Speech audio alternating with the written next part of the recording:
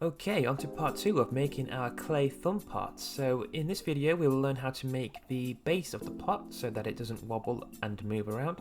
We'll also learn how to slip and score the clay and join two pieces of clay together. We begin this by grabbing the excess clay that I left to one side from the first video and rolling it out into a long worm or sausage like shape. I've learned from experience that it's best to use two hands for this stage, just so that the clay has more evenly spread pressure and it will give you a more consistent shape. Once you're happy with that, turn the vessel upside down on your clay board and using both hands, try and fashion the worm into a ring shape on the base of your pot. This next step can be very tricky, so with the thumb and middle finger of one hand, hold the end of the ring together while pushing and dragging the excess clay away with the index finger of the other hand. Do not throw this clay away, we will need that later.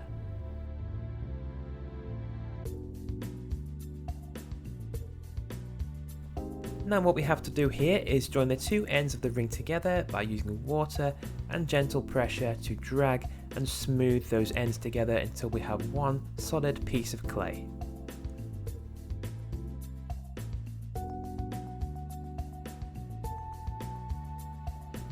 With that donut shape now complete, we need to dunk it in a cup of water and carefully place it on the base of our pot.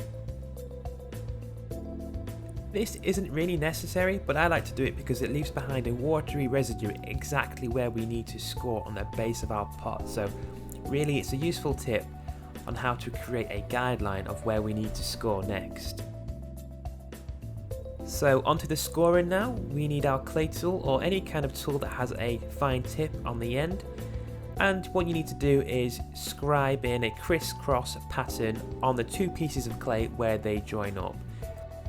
If you have a clay knife like mine, I recommend doing this on your work surface to avoid any accidental nicks on your hand. These tools can be very sharp, so you must be careful.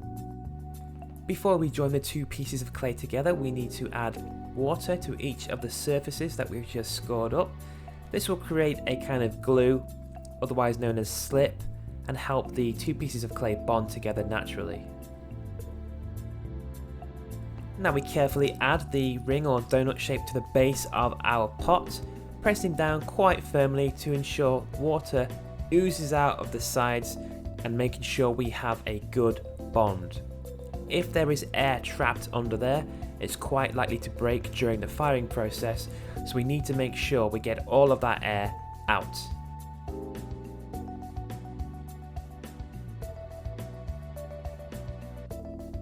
You can use your fingers for this next stage, but if you have a clay tool with a rounded edge or the end of a pencil or a paintbrush, use that to push down on the donut shape and push the clay into the base underneath it.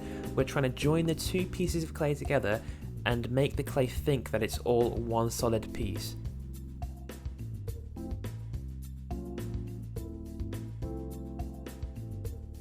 Do this for the inside and the outside to ensure a really good bond between the two pieces.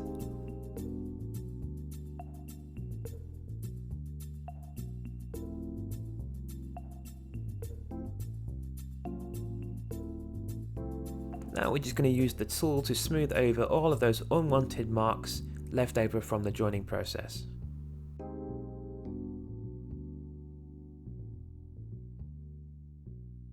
Don't forget to accidentally drop your pot and then stare at it for a few seconds in disbelief.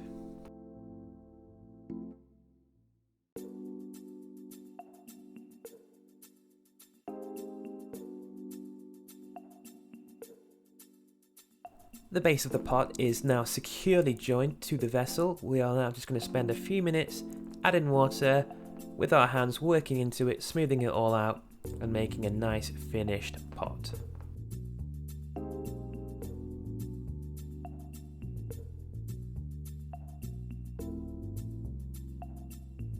With the base securely joined to the vessel, it's time to move on to creating the lid. So I'll see you in the next video.